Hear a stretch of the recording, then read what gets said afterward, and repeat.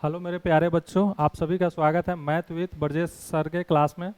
मैं आदित्य रंजन आप सभी को 10th क्लास का मैथ के सिलेबस के बारे में जानकारी देने वाला हूं और आप सभी को बताने वाला हूं कि किस चैप्टर से कितने मार्क्स के क्वेश्चन पूछे जाते हैं। और आप सभी ध्यान देंगे कि हम जो भी पढ़ने वाले हैं, सारे बोर्ड जितने भी एग्ज़ाम होते हैं हमारे भारत में, सभी बोर्ड के बच्चों के लिए हम पढ़ाई करने वाले हैं। ओवरऑल हम आपको एक आइडिया दे रहे हैं कि किस चैप्टर से कितने मार्क्स से अंक पूछे जाते हैं। उसके बाद हम क्या करेंगे, एक एक चैप्टर्स को सीक्वेंस में सारे चैप्टर्स को कवर करेंगे और हम एग्ज़ाम के स्टार्ट होने से पहले हम अपना पूरा सिलेबस को कवर कर लेंगे, ख़त्म कर लेंगे। तो आइए हम देखते हैं। ये जो आप देख रहे होंगे तो आप पूछेंगे कि सर ये क्या लिखा हुआ है, 6 5 6 4 7 8 4, ये सब क्या लिखा हुआ है। तो हम बताते हैं आप लोगों को कि ये क्या लिखा हुआ है। ये जो हमारा चैप्टर है आप देख रहे होंगे, आप सभी को पता होगा, आपके पास बुक होगा, आपको पता होगा कि आपके बुक में कितने सिलेबस दिए गए हैं। तो 14 चैप्टर्स का आपको नाम दिया गया होगा। सेम वही सीक्वेंस में हम भी यहाँ पे लिखे हुए हैं, वही चीज़।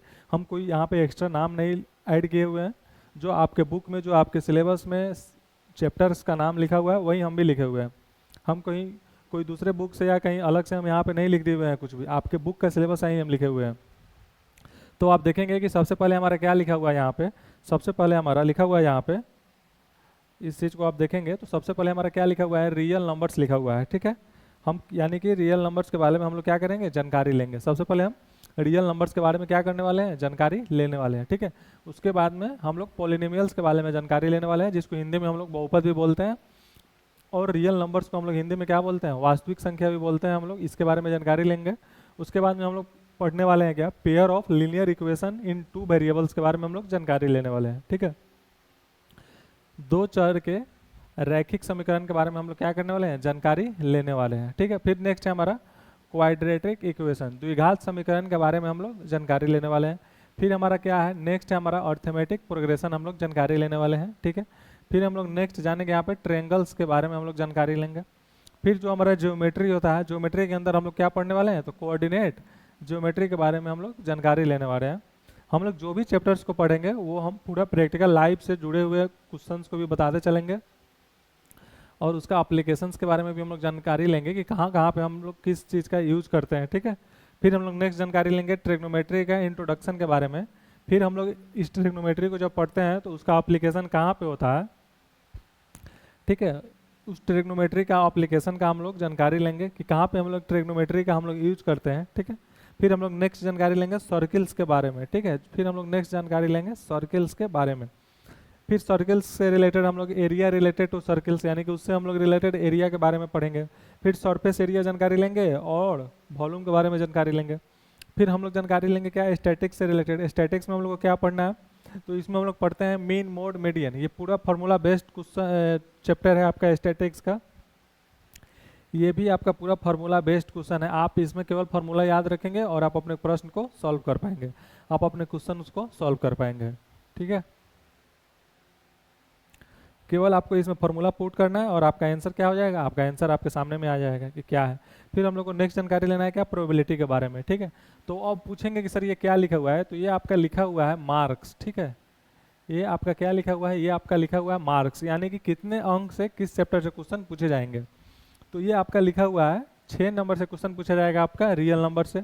फिर आपका नेक्स्ट क्या लिखा हुआ है, 5 नंबर्स लिखा हुआ है, यानी कि 5 नंबर से आपका क्या पूछा जाएगा, आपका पॉलिनोमियल से पूछा जाएगा। ठीक है, फिर आपका नेक्स्ट लिखा हुआ है 6 नंबर। फिर 6 नंबर से आपका क्या पूछा जाएगा, फिर 6 नंबर से पूछा जाएगा आपका लीनियर इक्वेशन इन 2 वेरिएबल से रिलेटेड। फिर 4 नंबर से पूछा जाएगा आपका क्वाड्रेटिक इक्वेशन। तो ये सभी किस किस चैप्टर से कितने अंक से पूछे जाएंगे ये आपका लिखा हुआ है। ठीक है, जैसे कि हम देखेंगे इसमें इंपॉर्टेंट क्या है, हमारा सबसे ज़्यादा किससे से पूछ रहा है, तो ये 8 नंबर पूछ रहा है। ठीक है, ये 8 नंबर का एग्जाम चैप्टर से पूछेगा। ये किस चैप्टर से पूछेगा, ये ट्रेंगल चैप्टर से पूछेगा। तो हम लोग इसको अच्छे से पढ़ाई करेंगे।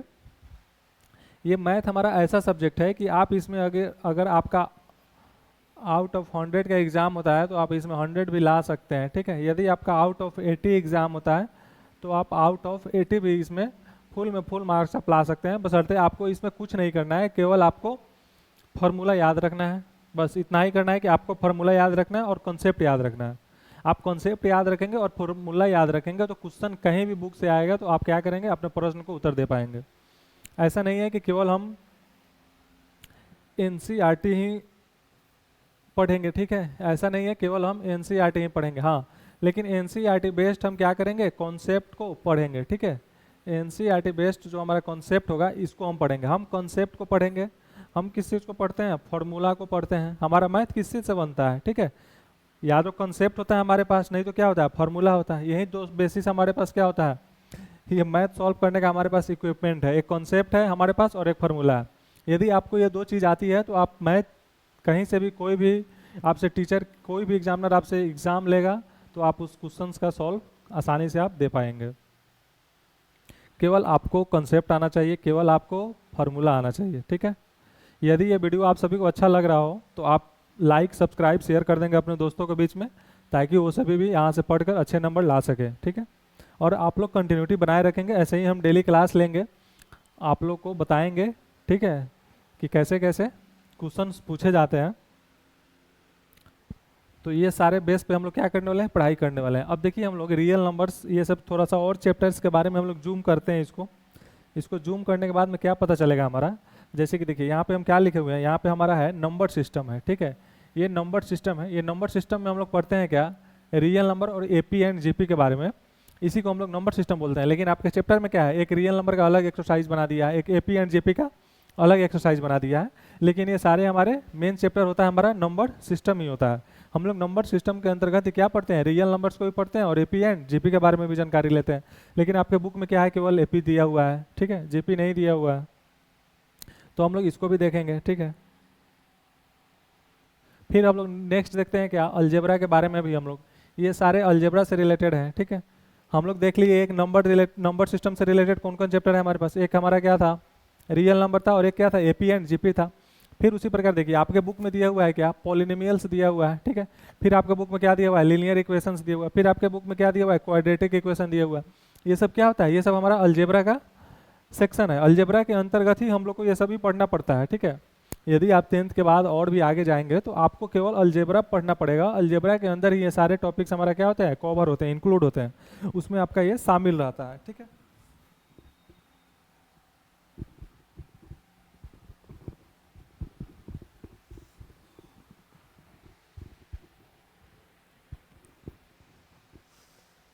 फिर हम लोग नेक्स्ट देखते हैं, ठीक है। फिर हम लोग नेक्स्ट देखते हैं आपका, ये हमारा हो गया क्या, अलजेब्रा से रिलेटेड, ठीक है। फिर अब हम लोग नेक्स्ट देखते हैं ज्योमेट्री से रिलेटेड, ठीक है।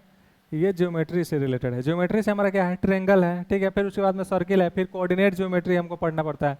ये सभी जो लिखा हुआ है व्हाइट कलर में, ये सभी आपका एक चैप्टर का नाम है, लेकिन हम लोग इसको एक सेक्शन में बांट देते हैं कि इसका हम लोग का मुख्य क्या है, ये ज्योमेट्री है।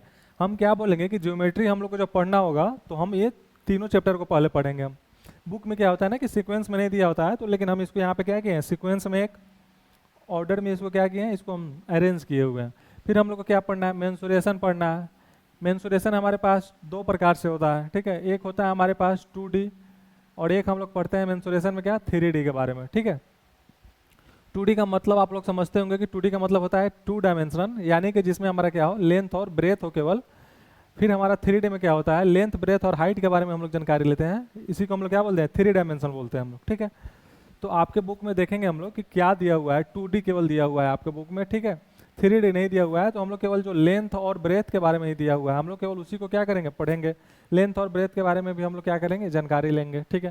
तो ये क्या है आपका, सर्किल है। फिर क्या है उसके बाद में, सर्किल से रिलेटेड हमारा क्या है, एरिया हम लोग जानकारी लेंगे। फिर हम लोग सर्किल से रिलेटेड क्या जानेंगे,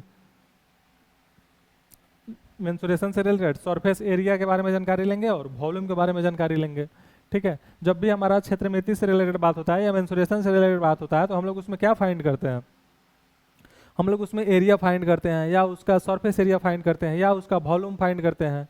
यही सब चीज़ तो फाइंड करते हैं हम लोग, दूसरा क्या ही फाइंड कर सकते हैं। और हम लोग मेंसुरेशन में यही सब चीज़ें हमें क्या करनी पड़ती है, फाइंड करना पड़ता है हमें, ठीक है। ये सब चीज़ का आप फॉर्मूला याद रखेंगे, कॉन्सेप्ट याद रखेंगे, तो आप कोई भी क्वेश्चन को आराम से आप सॉल्व कर सकते हैं, ठीक है। फिर देखिए नेक्स्ट क्या है हमारा, एक ट्रिग्नोमेट्री है, ठीक है। इसको हम लोग त्रिकोणमिति बोलते हैं। इससे ये भी एक हमारा चैप्टर है त्रिकोणमिति, ठीक है, ये एक चैप्टर है। फिर उसके अंदर एक और चैप्टर है हमारा हाइट एंड डिस्टेंस। इसी का हम लोग क्या करते हैं, एप्लीकेशन यूज करते हैं, कि हम लोग हाइट एंड डिस्टेंस में एप्लीकेशन कैसे यूज करते हैं हम लोग, ठीक है। फिर देखिए नेक्स्ट हमारा क्या आता है, स्टैटिक्स आता है। स्टैटिक्स में हम बताएं आप सभी को कि इसमें हमें क्या पढ़ना है, मीन पढ़ना है, मोड पढ़ना है और मीडियन पढ़ना है। मीन, मोड, मीडियन के बारे में हम लोग इसमें जानकारी लेंगे हम लोग स्टैटिक्स में, ठीक है। फिर हम लोग नेक्स्ट पढ़ते हैं क्या, प्रोबेबिलिटी के बारे में।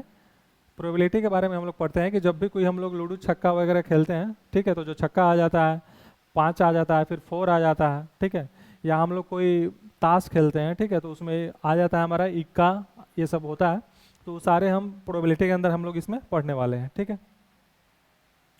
तो यही है आपका इंट्रोडक्शन था, ये सिलेबस था। हम छोटा सा सिलेबस के बारे में आप सभी को जानकारी दे दिए हैं।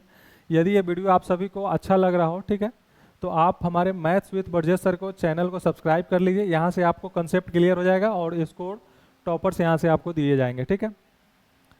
अभी हमारे पास जितना टाइम बचे हुए हैं उसी टाइम के अंतर्गत आपको हमें पूरा सिलेबस कवर करना है। इसके लिए आप सभी का हमें सपोर्ट चाहिए। आप सभी यदि सपोर्ट हमें करेंगे तो हम पूरे सिलेबस को आसानी से कवर कर पाएंगे। आपके एग्ज़ाम से पहले हम कवर कर पाएंगे और अच्छे से कवर करेंगे, ताकि आपके एग्ज़ाम में कोई भी प्रश्न नहीं छूटे और आसानी से सारे प्रश्नों का उत्तर हम लोग दे सकें, ठीक है। फिर मिलते हैं हम आपसे ऐसे ही नेक्स्ट वीडियो में। तब तक के लिए लाइक, शेयर, सब्सक्राइब कर दीजिएगा। तब तक के लिए चलते हैं, हम नेक्स्ट क्लास में मिलेंगे आप सभी से। धन्यवाद आप सभी का।